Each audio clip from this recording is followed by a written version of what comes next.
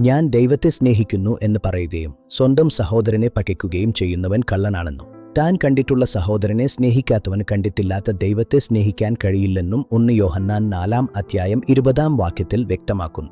എന്നാൽ അതേസമയം ദുഷ്പ്രവൃത്തികളിൽ തുടരുന്ന സഹോദരനുമായി സംസർഗം ചെയ്യരുതെന്നും അവനോടുകൂടെ ഒപ്പമിരുന്ന് ഭക്ഷണം പോലും കഴിക്കരുതെന്നും 1 കൊരിന്ത്യർ 5:11 വിശുദ്ധ പൗലോസ് നമ്മെ ഉപദേശിക്കുന്നു.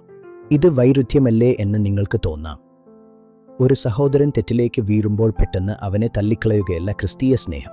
വർഷങ്ങളോളം സ്നേഹത്തോടെ ബുദ്ധി ഉപദേശിച്ചിട്ടും ആ തിരുത്തലുകളെ ആക്ഷേപിക്കുകയും വീണ്ടും വീണ്ടും അകൃത്യങ്ങളിൽ തന്നെ തുടരുകയും ചെയ്യുമ്പോൾ അവിടെ ആത്മീയ വേർപാട് ആവശ്യമായി വരുന്നു.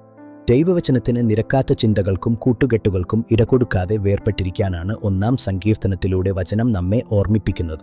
മറ്റുള്ളവരുടെ വീഴ്ചകളെ ചൂണ്ടിക്കാണിക്കുമ്പോൾ നമ്മൾ വലിയ വിശുദ്ധരാണെന്നോ നമുക്ക് തെറ്റുകൾ പറ്റാറില്ലെന്നോ ഉള്ള ഭാവമല്ല നമുക്ക് വേണ്ടത്.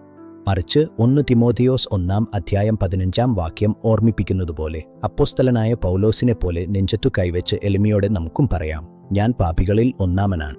നമ്മൾ സമ്പൂർണ്ണരല്ല എങ്കിലും ബോധപൂർവം പാപത്തിന് കൂട്ടുനിൽക്കാതെ വിശുദ്ധിക്ക് വേണ്ടി ആഗ്രഹിക്കുന്നവരാണ്.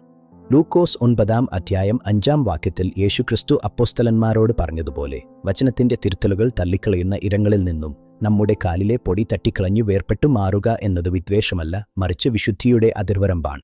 സഹോദരങ്ങളെ, മാനസാന്തരത്തിന്റെ സന്ദേശങ്ങൾ കേൾക്കുമ്പോൾ അസഭ്യങ്ങളിലൂടെയും വൈരാഗ്യത്തിലൂടെയും പ്രതികരിക്കാൻ സാത്താൻ നമ്മെ പ്രലോഭിപ്പിച്ചേക്കാം.